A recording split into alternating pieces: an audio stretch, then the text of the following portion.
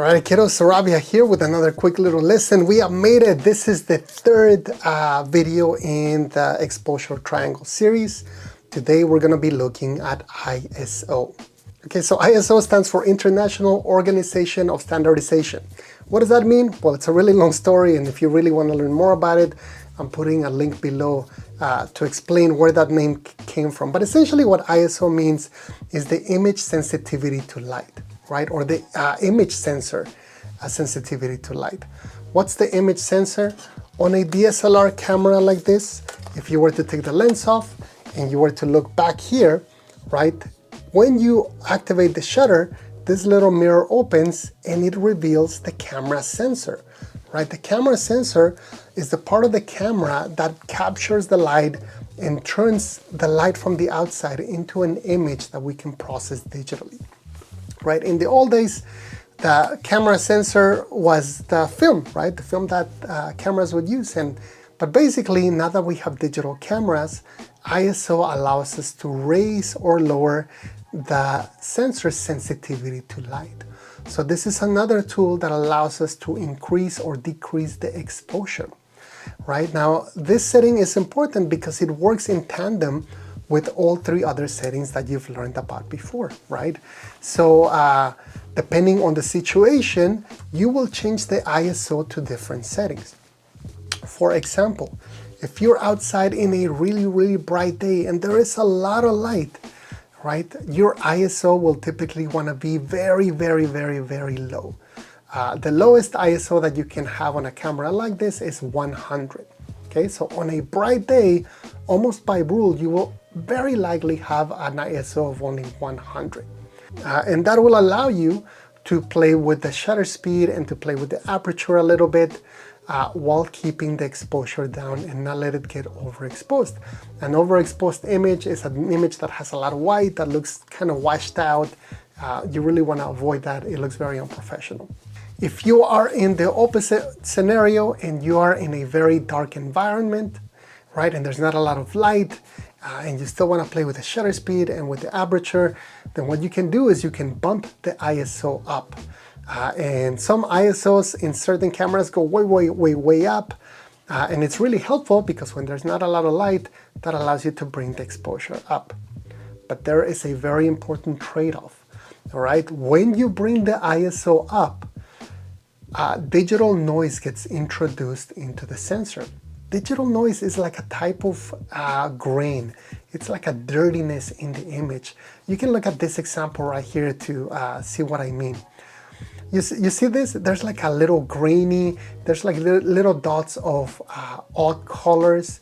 We call that noise, digital noise. You gotta be careful because typically you want the ISO to be as low as possible while still getting a good image. So sometimes you can't avoid it. Sometimes you have to bring the ISO quite a bit up, but you never want to bring it all the way up to the extent that your image is full of these artifacts that look really ugly, right? So you want to try to avoid digital noise or grain or excessive grain in your pictures.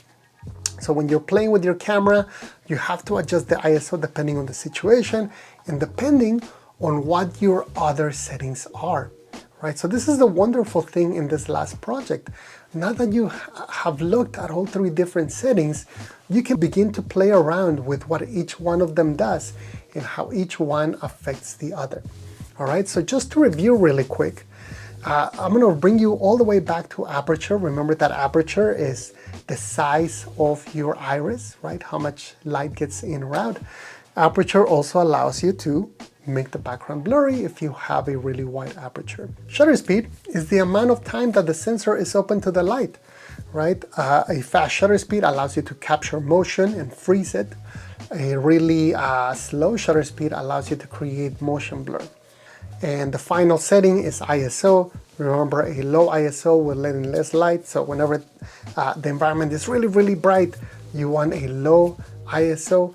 And when it's really dark, you want to bring the ISO a little bit higher in order to get the image to a correct exposure without going overboard, because then you start introducing noise. So to change the ISO is really simple. Notice that there is a little ISO button right here. You press on the ISO button and then you move the ISO to the left. If you want to make it lower, you move it to the right if you want to make it higher.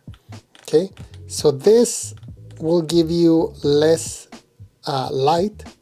This will give you more light, but just be careful because the higher you go on the ISO, the more grain and the more noise you will get. Typically, you want the ISO to be as low as possible in order to not get a lot of noise. Kiddos, that is it, right? Those are all the 3 settings. The assignment for this week is playing with ISO and experimenting with ISO, but now you have to incorporate the other settings into it, right? Understanding and becoming a really good photographer involves having a really great understanding of all 3 settings and how all 3 settings interact with each other and how they create a perfect exposure triangle so that all of your pictures look really nice and beautiful. Your videos look really nice and beautiful. In some cases, you can actually alter all 3 settings in the cameras in your phone, right? If you download certain apps, you have control over that. And so if you're the type of person who likes to mess with that stuff and you want to kind of elevate your camera game, even if it's in your phone, take a look at that, right? Even in your phone, you can access the settings for the ISO, the aperture, and the shutter speed.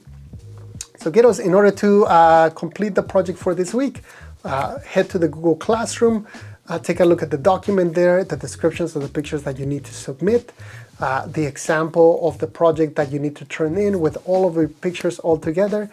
And that's gonna be it for this entire unit.